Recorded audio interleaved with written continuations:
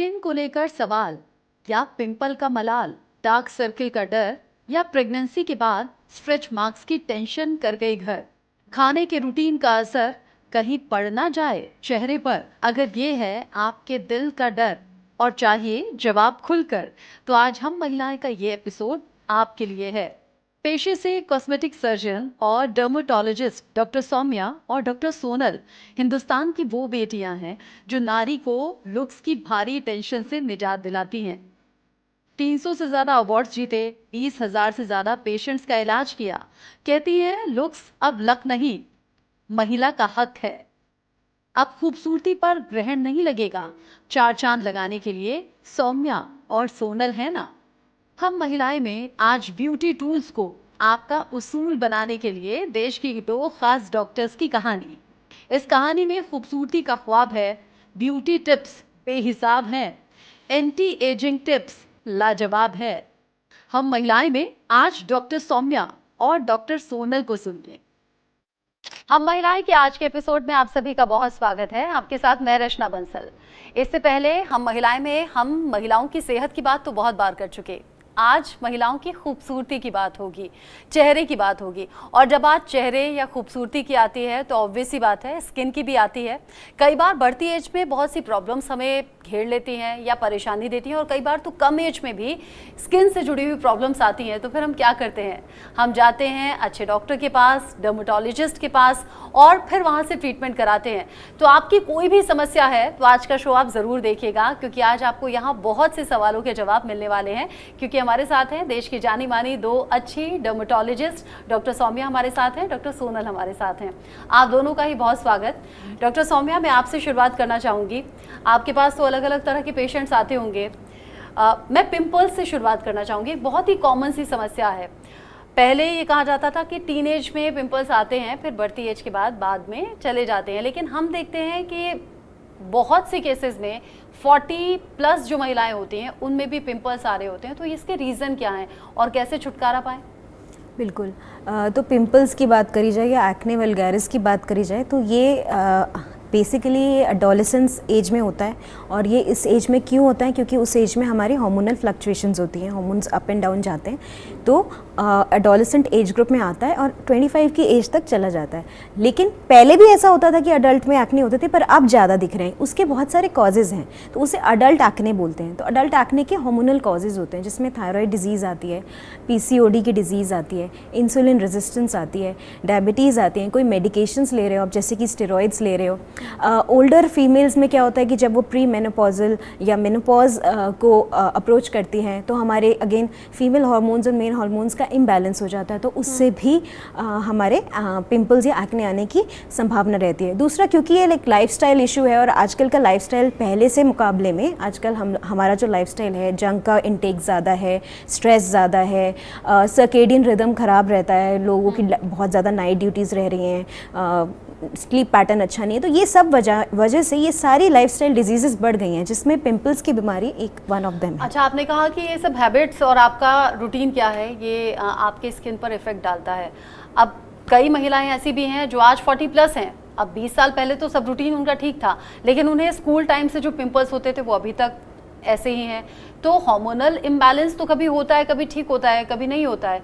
तो वो हमेशा अगर रह रहे हैं तो उसके पीछे रीज़न क्या है? नहीं, ऐसा नहीं होता है। आपको प्रॉपर इवैल्यूएशन करना पड़ता है ना। किसी को अगर पिंपल्स हो रहे हैं तो उसका प्रॉपर इवैल्यूएशन करना चाहिए कि वजह क्या है। बियॉन्ड 25 एक्ने आपको नहीं आने चाहिए। अगर आ रहे हैं तो इसका एक प्रॉपर इवैल्यूएशन की जरूरत। अगर आप हर बार आपको एक्ने आते हैं और आप छोटा मोटा ट्रीटमेंट कर लेते हो तो फिर वो एक पर्सिस्टेंट प्रॉब्लम रहेगी। तो जब बुजुर्गों से हमने ये भी सुना है कि तुम्हारा पेट खराब होगा इसलिए पिंपल्स आ रहे हैं, ऐसा होता है क्या? देखो, डाइट से डेफिनेटली रिलेशन होता है, पर वो एक ट्रिगर होता है। इट इज़ नॉट, वो कॉज नहीं होता है एक्ने का, वो एक ट्रिगर होता है। तो बहुत सारी खाने की पदार्थें होती है जो ट्रिगर कर सकते हैं उन लोगों को जिनको ऑलरेडी टेंडेंसी है पिंपल्स बनने की। अच्छा डॉक्टर सोनल, चूँकि बढ़ती एज के साथ बहुत सी प्रॉब्लम्स आ जाती हैं, रिंकल्स आ जाते हैं या झाइयों की दिक्कत बहुत ज़्यादा रहती है, लेकिन हम देख रहे हैं बढ़ते वक्त के साथ ये कि कम एज में भी लड़कियों को दिक्कत आ रही है। इसके पीछे रीज़न क्या और कैसे बचें? मैं डॉक्टर सौम्या की बात पे अगेन एम्फेसाइज़ करूँगी कि आज के टाइम पे लाइफस्टाइल बहुत ज़्यादा हमारा डिस्टर्ब हो गया है। पहले की लेडीज़ बहुत एक्टिव रहती थी फिज़िकली, घर के कामों में भी काफ़ी इन्वॉल्व रहती थी। आजकल हमारा most of the time sitting job हो गया है, देन स्क्रीन टाइम बहुत बढ़ गया है। हम फ़ोन्स और लैपटॉप्स के इतने आदी हो चुके हैं कि हर वक्त हम स्क्रीन के सामने रहते हैं, फिर उसको सही तरीके से प्रोटेक्ट नहीं कर पाते। दूसरा फिर एनवायरमेंटल चेंजेस जो हम आज के समय में देख रहे हैं, जो इतना एक्सेस पोल्यूशन और जो हमारी स्किन पे एक स्ट्रेस फैक्टर की तरह काम करता है।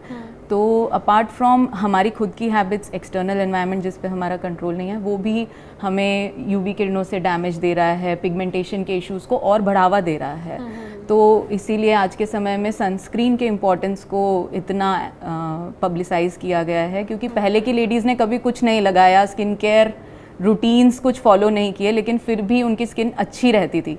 एंड मोस्ट ऑफ द बच्चे जो मेरे पास आते हैं ये कहते हैं मेरी मम्मा की स्किन तो इतनी अच्छी है, उन्होंने कभी एक सनस्क्रीन तक नहीं लगाया। बट हम आज के टाइम पे ऐसा फेस कर रहे हैं कि हर दूसरे दिन कभी झाइयों की परेशानी, कभी मुहासों की परेशानी। ये क्यों हो रहा है? तो कुछ चीज़ें हमारे कंट्रोल में हैं जो हम कर सकते हैं कि हम अपने खान पान का ध्यान रखें, एक्सरसाइज को अपना एक रूटीन बनाएं, एंड उससे हमारे पीरियड साइकिल भी बेटर होगी। और खाने पीने में ध्यान रखेंगे तो हमारे गट से जो हमारी स्किन हेल्थ रिलेटेड है वो भी अच्छी रहेगी। उसके बाद आता है सुपरफिशियल, यानी सतह पे स्किन की केयर, जिसमें आप एक प्रॉपर स्किन रूटीन फॉलो कर सकते हैं, जिसका सबसे इम्पॉर्टेंट स्टेप मुझे लगता है सनस्क्रीन होना चाहिए। अच्छा, ये बताइए, चूंकि आपने पीरियड्स का जिक्र किया और लड़कियों की तो सेहत खास तौर से पीरियड्स से जुड़ी होती है। कई बार हम ये भी सुनते हैं कि पीरियड्स डिले हो गए तो आपको फेस पर दिखने लगे, अलग अलग इफेक्ट दिखने लगे। हमारे इंटरनल ऑर्गन्स का असर भी हमारे फेस पर दिखता है क्या? कई बार हेयर ग्रोथ बहुत ज़्यादा परेशानी दे जाता है लड़कियों को। तो ये जो लक्षण आपने अभी अभी मेंशन किए, जैसे हेयर फॉल, एक्ने या पिगमेंटेशन, ये सारे एक स्पेक्ट्रम ऑफ डिजीज़ में आते हैं, जिसमें मोस्ट कॉमन कारण रहता है पीसीओडी, पॉलीसिस्टिक ओवेरियन डिजीज़ या सिंड्रोम जिसको कहते हैं, जिसमें ग्रुप ऑफ सिम्टम्स होते हैं। मुहासों से शुरुआत हो सकती है, अनचाहे बाल चेहरे पर आने लगते हैं, बाल झड़ सकते हैं फीमेल्स के, वेट गेन यानी वज़न बढ़ सकता है। तो इस तरह की परेशानियाँ पीरियड इरेगुलरिटीज़ से होती हैं, और इसका सही समय पर डायग्नोसिस करना और इसका इलाज करना बहुत ज़रूरी है। और क्योंकि ये एक लाइफस्टाइल डिजीज़ है, तो जैसे कि अभी हमने डिस्कस किया कि हर तरीके से एक्सरसाइजिंग एंड खाने पीने में हमारा जो कार्बोहाइड्रेट इंटेक है उसको कम रखना, प्रोटीन इंटेक अच्छा रखना, fruits, vegetables, healthy eating habits develop करना, ये सब हम, और साथ में जब इसका कंसिक्वेंस हमें पीरियड रेगुलरिटी से दिखेगा तो वही चीज़ हमें स्किन और हेयर हेल्थ पे भी रिफ्लेक्ट होगी। यानी कि हम रूटीन अच्छा रखेंगे तो वो हमारी स्किन पर भी दिखेगा और हेल्थ पर भी दिखेगा। डॉक्टर सौम्या, एक बहुत कॉमन सा सवाल, हर कोई खूबसूरत दिखना चाहता है, स्किन अच्छी उसके लिए होनी चाहिए, और लड़कियों में ये बड़ा क्रेज़ रहता है कि हम जो हमारा नॉर्मल टोन है उससे हम एक टोन और फेयर दिखें। और फिर ऐसे कई रील्स हमारे सामने आ जाते हैं, कई वीडियोस हमारे सामने आ जाते हैं जिसमें हम सेलिब्रिटीज़ को देखते हैं कि पहले तो ये डार्क हुआ करती थी, अभी ये बहुत फेयर और बहुत अच्छी दिखती हैं। तो क्या ऐसा कोई भी ट्रीटमेंट या ऐसी कोई भी मैं कहूँ क्रीम या कोई और तरीका है क्या जिसमें आप अपने बेसिक जो आपका टोन है उससे 1 नंबर या 2 नंबर फेयर हो जाएं, या ये सिर्फ भ्रम है, मिथ है? को ऐसे जो आपकी स्किन टोन होती है, पहले तो फेयरनेस का कंसेप्ट ही रॉन्ग है। जो आपकी स्किन टोन है डेफिनेटली वो तो एक खुद ही एक बहुत बड़ा एक डिस्कशन का टॉपिक है कि शुड वी, क्या हमें फेयरनेस के पीछे भागना चाहिए या नहीं भागना चाहिए, तो वो तो एक अलग ही है। मेरा जो मानना है, फेयरनेस का कंसेप्ट इज़ एब्सोल्युटली रॉन्ग। दूसरी बात ये है कि स्किन टोन जो आप स्किन टोन के साथ आप पैदा हुए हैं या जो आपका है, आप उसे अच्छा कर सकते हो, उससे ग्लो करवा सकते हो, बट वो जो आपका टोन है वो तो वही रहेगा। वो ऑटोमेटिक लाइट इसलिए लगेगा क्योंकि आपने इसके चेंज हो जाते हैं, वो कैसे होते हैं? क्या चीज़? जो हीरोइंस का चेंज हो जाता है, नहीं, वो तो स्किन केयर है। देखो, इफ़ यू आप अपना स्किन का अच्छा केयर करोगे, और देखो बहुत सारे ट्रीटमेंट्स भी होते हैं, कॉस्मेटिक ट्रीटमेंट्स होते हैं, बट वो ये नहीं कि आपका टोन चेंज हो जाएगा, बट वो इम्प्रूव होगा जब आपकी डाइट अच्छी होगी, आप स्किन केयर करोगे। कुछ ट्रीटमेंट्स भी होते हैं, लेज़र टोनिंग प्रोसीजर्स होते हैं, बॉडी पील्स होती हैं, तो ये एक आपके स्किन में ग्लो लेके आते हैं, स्किन को क्लियर करते हैं, तो वही टोन आपको लाइटर इसीलिए लगेगी क्योंकि वो क्लियर हो गई है। बट आप ये सोचो कि मेरा ये टोन है और एब्सोल्युटली डिफरेंट टोन हो जाए, तो वो पॉसिबल नहीं है। और कोई ऐसी चीज़ कहता है तो वो गलत है, वो क्लेम गलत है। अच्छा, हम ये देखते हैं सेलिब्रिटीज़ के लिए ख़ास तौर पर, उनके लिए तो बहुत से रास्ते खुले हैं, बहुत से सोर्सेज हैं, यहाँ नहीं तो विदेश में जाकर कोई ऐसा ट्रीटमेंट करा लेंगे कि बिल्कुल हुलिया ही चेंज हो जाता है। इन दिनों एक हीरोइन की चर्चा है भी, मैं नाम नहीं लूँगी उनका। अब मुझे ये बताइए, जो हम आम बोलचाल की भाषा में हम आम लोग जो इस्तेमाल करते हैं, हम सुनते आ रहे हैं सालों से बोटॉक्स, हम सुनते आ रहे हैं लेज़र, हम सुनते आ रहे हैं अब तो फिलर्स अलग अलग तरीके के, ये सब क्या कराना चाहिए और अगर कराते हैं तो किस तरीके से गलत रिजल्ट हो सकते हैं? ओके, सो अगर हम पहले सवाल को एड्रेस करें कि कराना चाहिए या नहीं, देखिए ये एक बहुत बड़ी पर्सनल चॉइस है एस्थेटिक्स। फ़ायदा क्या होता है इससे? आपको सही प्रैक्टिशनर चूज़ करना है, सही इंजेक्टर चूज़ करना है सबसे पहले तो, क्योंकि आजकल मार्केट में नॉन डर्मैट्स या नॉन मेडिकोज जिनके पास एक वैलिड MBBS MD डिग्री भी नहीं है, वो भी इस तरह के क्लेम्स करते हैं and they are doing these procedures. तो आपको सही इंजेक्टर चूज़ करना है जो आपको सही राय दे सके और सही ट्रीटमेंट सही मात्रा में दे सके। सेफ होता है ये? यस, अगर आप उसे सही तरीके से कर रहे हैं तो इट्स एब्सोल्युटली सेफ। अच्छा, क्या क्या चेंजेस हो जाते हैं? मीन्स अगर ये पूरा हमारा फेस है तो इसमें हम क्या क्या करा सकते हैं ट्रीटमेंट के जरिए? राइट, तो अगर हम पहले बोटॉक्स को एड्रेस करें तो बोटॉक्स एक ऐसी मेडिसिन है जिसे यूज़ किया जाता है जब हमारे बहुत ज़्यादा एक्सप्रेशन रिंकल्स आने लगते हैं, जैसे हम गुस्सा कर रहे हैं या आईब्रोज अप कर रहे हैं या स्माइल करते हैं तो साइड में लाइनें पड़ने लगती हैं। ये काम बोटॉक्स का है। ये कुछ समय के लिए हमारे मसल्स को रिलैक्स कर देता है, जिसकी वजह से जब हम एक्सप्रेशंस बनाते हैं तो हमारी झुर्रियाँ नहीं दिखती और हमारे चेहरे पर एक बहुत अच्छा ग्लो आ जाता है जो बहुत नेचुरल लगता है।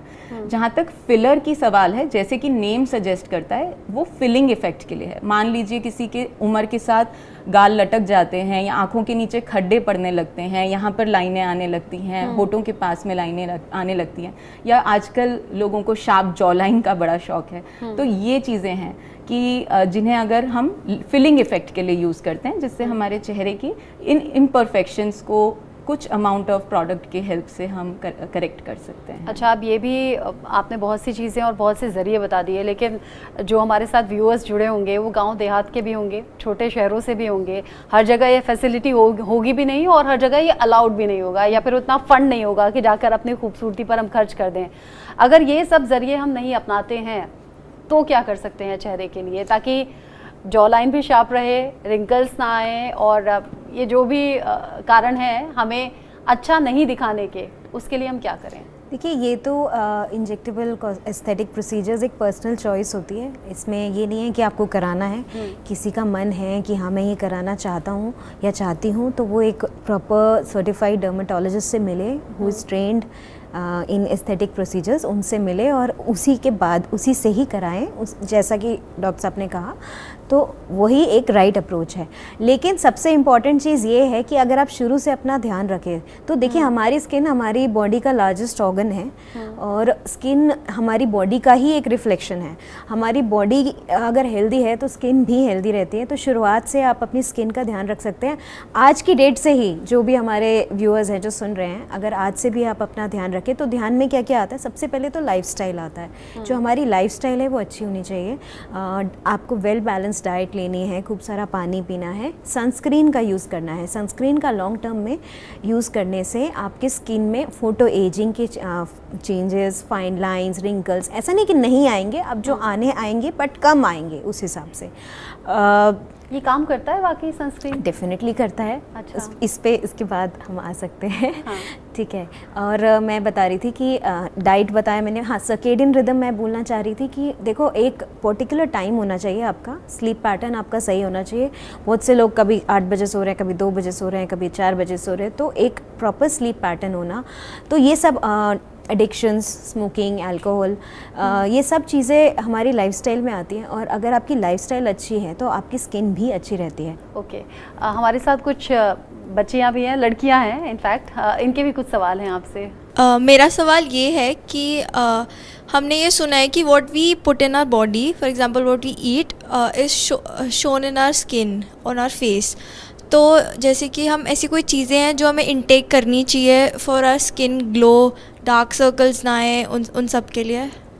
हमारी बॉडी में लाइक यू सेड कि जो हम खाएंगे उसका सबसे पहला या सबसे बड़ा असर हमारे स्किन पे दिखता है। जैसे डॉक्टर ने बोला, वो हमारे बॉडी का सबसे लार्जेस्ट ऑर्गन है और सबसे बाहर जो एनवायरनमेंट से सबसे ज़्यादा एक्सपोज्ड है। तो खाने में हमें ऐसी चीज़ें चूज़ करनी चाहिए और क्या नहीं चूज़ करना चाहिए। अगर उस पर बात करें तो you should go for things which are rich in antioxidants. Antioxidants वो होते हैं जो हमारे स्किन में बनने और रैदर बॉडी में बनने वाले ख़राब सेल्स को डिटॉक्सिफाई करते हैं। तो उसमें आप नट्स चूज़ कर सकते हैं, डेली बेसिस पे आप बादाम अखरोट भिगो कर ले सकते हैं। आप कलरफुल फ्रूट्स और सब्जियां अपनी डाइट में ऐड करिए। हरे पत्तेदार सब्जियां जो हमारे हीमोग्लोबिन को भी बनने में मदद करती हैं, जो आपकी पीरियड साइकिल को भी अच्छा रखेगी और वही चीज़ आपकी स्किन पे फिर दिखाई देगी। इसके अलावा कोलेजन जो कि हमारे स्किन का सबसे स्ट्रॉन्ग बिल्डिंग ब्लॉक है। अगर आप नॉन वेजिटेरियन हैं तो आप एग प्रोटीन्स या फिश इनटेक अच्छा रख सकते हैं। अब आते हैं कि क्या नहीं खाना चाहिए। तो जो टीनेज गर्ल्स का हम डिस्कस कर रहे थे, या इनफैक्ट एडल्ट एज में जो हार्मोनल पिंपल्स मुहासों की दिक्कत होती है, उसमें एक बहुत बड़ा कंट्रीब्यूटिंग फैक्टर होता है डेयरी प्रोडक्ट्स। आप डेयरी को अवॉइड करें अगर आपको बहुत ज़्यादा मुहासों की दिक्कत है। डेयरी से मतलब है दूध बहुत ज़्यादा मात्रा में ना लें। उसके कुछ सेफ़र फॉर्मुलेशंस हैं, जैसे आप पनीर ले सकते हैं कुछ मात्रा में, घी ले सकते हैं 1 और 2 टीस्पून डेली, बट आप दूध अवॉइड कर सकते हैं। एंड बहुत ज़्यादा चीज़, प्रोसेस्ड फूड अवॉइड कर सकते हैं। पैकेज्ड फूड, कोला, पेप्सी, इस तरह की चीज़ें अवॉइड करेंगे तो आपको उसका स्किन पर डायरेक्टली असर दिखता है। हेलो मैम, मेरा क्वेश्चन ये है, एक यूट्यूब चैनल है वो ये क्लेम करता है कि डेली बेसिस पे मेकअप यूज़ करना या मेकअप यूज़ करना या कोई भी स्किन केयर प्रोडक्ट यूज़ करना हमारे लिए बहुत हार्मफुल होता है। अगर वो हमारी स्किन के अंदर पोर्स में जाता है तो हमें कैंसर भी हो सकता है। और कुछ कुछ इंडस्ट्रीज़ ऐसी हैं जिनमें मेकअप एकदम ज़रूरी है डेली बेसिस पे, तो फिर क्या करें हम? जैसे हमारी मेकअप करना एग्जैक्टली मेकअप करना इज़ नॉट हार्मफुल। मेकअप को चूज़ करना इज़ वेरी इंपॉर्टेंट कि आप अच्छे प्रोडक्ट्स पे जाएं। अपने मेकअप ब्रशेस, स्पंजेस को डेली बेसिस पे क्लीन रखें। हाइजीन का सबसे बड़ा ध्यान रखें। और चूंकि लड़कियों में तो आजकल मेकअप छोटी एज से ही शुरू हो जाता है। यहाँ बच्चियाँ जो बैठी हैं, और हमारा तो प्रोफेशन भी डॉक्टर सौम्या ऐसा ही है।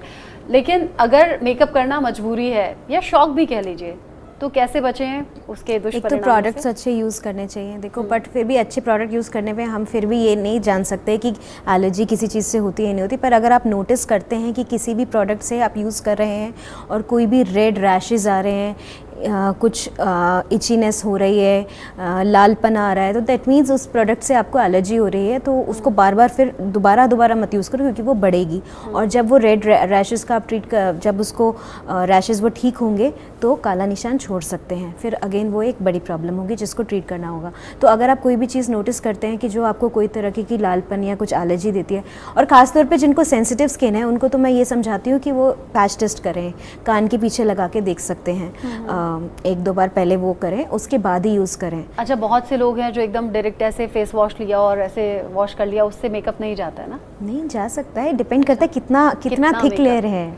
एक कॉन्सेप्ट हम है, लोगों के हम प्रोफेशन लोग का जो मेकअप तो डायरेक्ट नहीं जाता, उसमें तो आप लोग, हमें क्लेंजिंग मिल्क या Exactly. बेबी Yes, ऑयल का yes, इस्तेमाल yes, करना होता दैट्स है। Why there is a concept जिसको कहते हैं डबल क्लेंजिंग, कि आप पहले क्लेंजिंग पैड पे कोई मिसलर वाटर या क्लेंजिंग ऑयल, डिपेंडिंग ऑन आपकी स्किन टाइप क्या है। ऑयली स्किन है तो आप वाटर बेस्ड क्लेंजर्स प्रेफर कर सकते हैं। ड्राई स्किन है तो आप ऑयल बेस्ड क्लेंजर्स प्रेफर कर सकते हैं। जैसे लोग कहते हैं ना कि टमाटर लगाने से, कॉफ़ी शुगर यूज़ करने से, हल्दी लगाने से ग्लो आता है, वो हम खाएं उससे ज़्यादा मतलब बेनिफिट होगा या फिर लगाने से बेनिफिट होगा? ये हर स्किन टाइप के हिसाब से अलग है, क्योंकि अगर मान लीजिए आपको एक्टिव पिंपल्स हैं, पस वाले मुहासे हो रहे हैं, उस टाइम अगर आप कॉफ़ी या शुगर जैसी चीज़ें यूज़ कर रहे हैं, ये एक तरीके का नेचुरल स्क्रब हो गया। अगर आप उस टाइम अपने सेंसिटिव स्किन को स्क्रब करोगे तो उल्टा आपको उसका नेगेटिव इम्पैक्ट दिख सकता है। तो टमाटर, अगेन आप विटामिन सी चूज़ कर रहे हो। अगर मुहासे से प्रोन स्किन है, उस पर आप विटामिन सी का कोई एक्सट्रैक्ट लगा रहे हो तो वो आपको मुहासे बढ़ा सकता है। तो आपको याद, अगर आप नेचुरल या हर्बल चीज़ों पे जा रहे हो तो आपको अपनी स्किन टाइप के अकॉर्डिंग उस चीज़ को रिसर्च से चूज़ करना चाहिए। एंड मैंने खुद देखा है अपनी प्रैक्टिस में कि विटामिन सी अगर आपको पिंपल्स है और आप लगा रहे हो तो आपको ज़्यादा दिक्कत होता है, क्योंकि आजकल विटामिन सी सीरम्स भी बहुत ज़्यादा ट्रेंड में है। लेकिन हर स्किन टाइप के लिए वो सेफ़ नहीं है। अगर आपकी पिंपल प्रोन स्किन है उसमें आप हाई कंसंट्रेशन विटामिन सी लगाओगे तो आपको मुहासे हो सकते हैं। वहीं अगर आप उसे ओरली इंटेक कर रहे हो तो आपको उसका बहुत अच्छा आउटकम मिल सकता है स्किन के ग्लो के फॉर्म में, बिकॉज तब वो एंटीऑक्सीडेंट की तरह काम करेगा। कुछ और सवाल? हाय, मेरा नाम मोना है और मेरा सवाल ये है कि आजकल सारे लोग कोरियन स्किन्स चाहते हैं, तो वैसे स्किन के लिए हमें क्या करना चाहिए? तो हमारी इंडियन स्किन इज़ सेम नहीं है कोरियन स्किन से, या आप चाहो कि अमेरिकन जैसी हमारी स्किन हो या हमारा हेयर हो, या तो जो हमारे पास है, जो स्किन हमारे पास है, जो हेयर हमारे पास है, हम उसको इम्प्रूव कर सकते हैं, उसको क्लीन कर सकते हैं, उसको ग्लो करवा सकते हैं। वो हम कर सकते हैं कि हम उसका ख्याल रखें तो वो इम्प्रूव हो सकती है। बट आप ये सोचो कि मैं बिल्कुल वैसे कोरियन, तो दैट इज़ डिफरेंट एक्चुअली, बिल्कुल रेशियल डिफरेंसेस हो गए ना। मैम मेरा नाम रिया है। कुछ लोगों को टैनिंग रहती है और मतलब वो समय के साथ चले जाती है, पर ऐसा भी होता है कि वो जाती नहीं है, वो हमेशा के लिए रह जाती है। तो वो मतलब किस टाइम अपने आप से जाती है? देखो, अगर टैनिंग आपको है तो पहली बात तो एक तो जो लॉन्ग रन में हम सनस्क्रीन का यूज़ बताते हैं तो उससे टैनिंग इम्प्रूव होती है, एटलीस्ट आगे नहीं आएगी, तो सनस्क्रीन यूज़ करना इसीलिए भी इम्पॉर्टेंट होता है। दूसरी चीज़, जिसको टैनिंग है उसके लिए बहुत सारे इन क्लिनिक प्रोसीजर्स होते हैं जो करे जा सकते हैं, ट्रीटमेंट्स होते हैं। तो वो उसके लिए आप अपनी स्किन टाइप के हिसाब से, अपनी इश्यूज़ के हिसाब से, पिगमेंटेशन के और भी रीजंस होते हैं, कई बार उसके पीछे और रीजंस होते हैं, जैसे एकेंथोसिस निग्रिकेंस करके बीमारी होती है जिसमें यहाँ पे पिगमेंटेशन आ जाती है, कई बार नेक में आ जाती है, उसके पीछे इंसुलिन रेजिस्टेंस, डायबिटीज़, ये सब कॉजेज़ होते हैं। तो डिपेंड करता है कि क्या कॉज है, क्या है। तो हर चीज़ ट्रीटेबल है, हम 21st सेंचुरी में हैं, तो it can be treated with the right approach. जब बात अभी सनस्क्रीन की हो रही है तो कई वीडियो सोशल मीडिया पर नज़र आते हैं। सनस्क्रीन कितना लगाएं, कैसे लगाएं, क्योंकि सनस्क्रीन बहुत स्टिकी सा होता है, थोड़ा सा लगाते ही फेस पर लगता है कि बस बहुत हो गया। लेकिन एक वीडियो मैंने देखा जिसमें एक एक्सपर्ट थी, वो कह रही थी ऐसे 2 फिंगर्स पर लेकर इतना सारा सनस्क्रीन लगाएंगे तो काम करेगा। नहीं, डेफिनेटली 2 फिंगर्स से वाला ही प्रोसीजर होता है सनस्क्रीन के लिए। तो सनस्क्रीन ऐसा नहीं है कि स्टिकी होती है, ऑयली होती है, बहुत तरीके की सनस्क्रीन्स आती हैं और सनस्क्रीन्स के भी कॉन्स्टिट्यूएंट्स भी वेरी करते हैं और रिक्वायरमेंट के हिसाब से सनस्क्रीन प्रिस्क्राइब की जाती है। अगेन उसमें SPF और PA फैक्टर भी देखा जाता है, उसकी कॉन्स्टेंट्स भी देखे जाते हैं, chemical sunscreen, physical sunscreen, tinted sunscreen, non tinted, according to the requirement आप अपने एक्सपर्ट से मिल सकते हैं, तो वो आपको प्रॉपर गाइड कर सकते हैं। और ज़रूरी नहीं है कि वो ऑयली हो, बहुत सारी सनस्क्रीन ऐसी भी आती है जो नॉन ऑयली होती है, नॉन ग्रीजी होती है, नॉन कोमेडोजेनिक होती है। तो एक राइट सनस्क्रीन चूज़ करना भी बहुत ज़रूरी है और 2 फिंगर अप्रोच ज़रूरी है, वो मैं अपने पेशेंट्स को भी बताती हूँ। अच्छा, पहले आता था SPF 30, फिर 50, फिर 70 भी अब सुनते हैं, तो कौन सा सनस्क्रीन चूज़ करें? एक वीडियो और मैंने देखा था जिसमें एक एक्सपर्ट थी, वो बता रही थी कि कितने प्राइस तक का सनस्क्रीन अगर आप लेंगे तो वो बेटर होगा, क्योंकि मार्केट में बहुत से सनस्क्रीन हैं, 250-300 वाले भी हैं, 400-500 वाले भी हैं। वो कह रही थी 700 प्लस वाला अगर कोई सनस्क्रीन होगा, 100 या 50 ग्राम्स मीन्स छोटा पैकेट, तो वो ज़्यादा काम का होगा, वो जो कम प्राइस वाले हैं वो काम के ही नहीं है। ऐसा कुछ है क्या?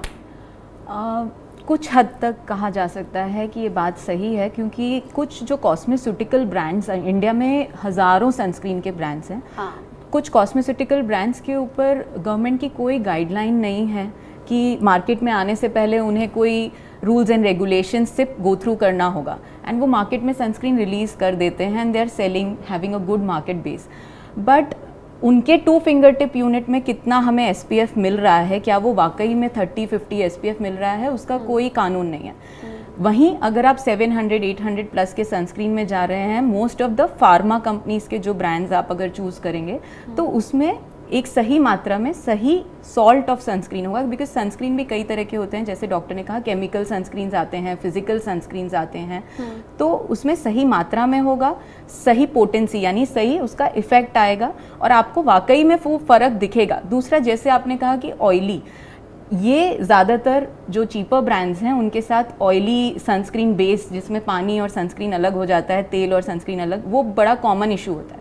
लेकिन जब आप एक थोड़ा प्रीमियम ब्रांड की तरफ जाएंगे तो आपको वो प्रॉब्लम नहीं फेस करनी पड़ेगी, और उसमें भी उन्होंने स्किन टाइप के अकॉर्डिंग सनस्क्रीन्स बाइफिकेट किए होते हैं, जिससे आपको ज़्यादा रिजल्ट आउटकम मिलेगा बिना सनस्क्रीन के कोई साइड इफ़ेक्ट के।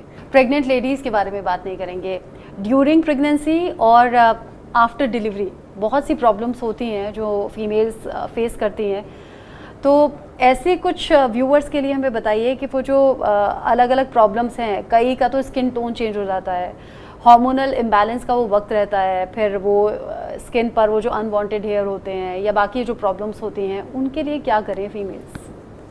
बिल्कुल, बहुत सारी चीज़ें होती हैं। एक तो पिगमेंटेशन रिलेटेड इश्यूज होते हैं, डार्क सर्कल्स होते कई हैं। फीमेल्स ग्लो करने लगती हैं ऑटोमेटिकली।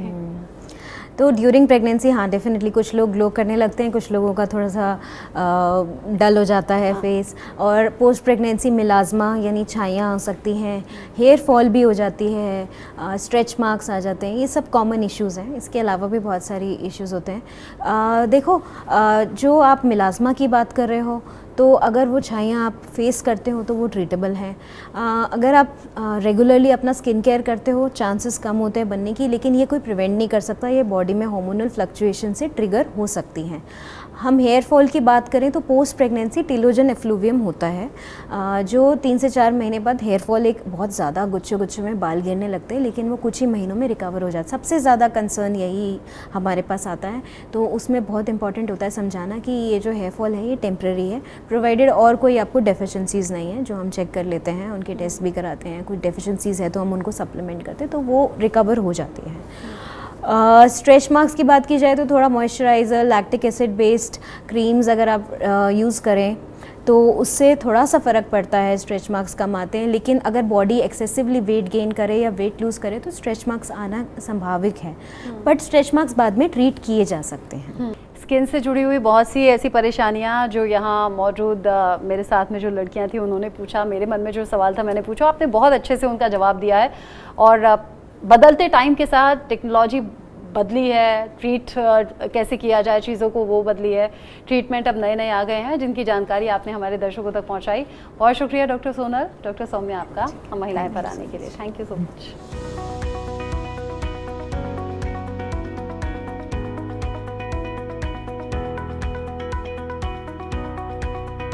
Co-powered by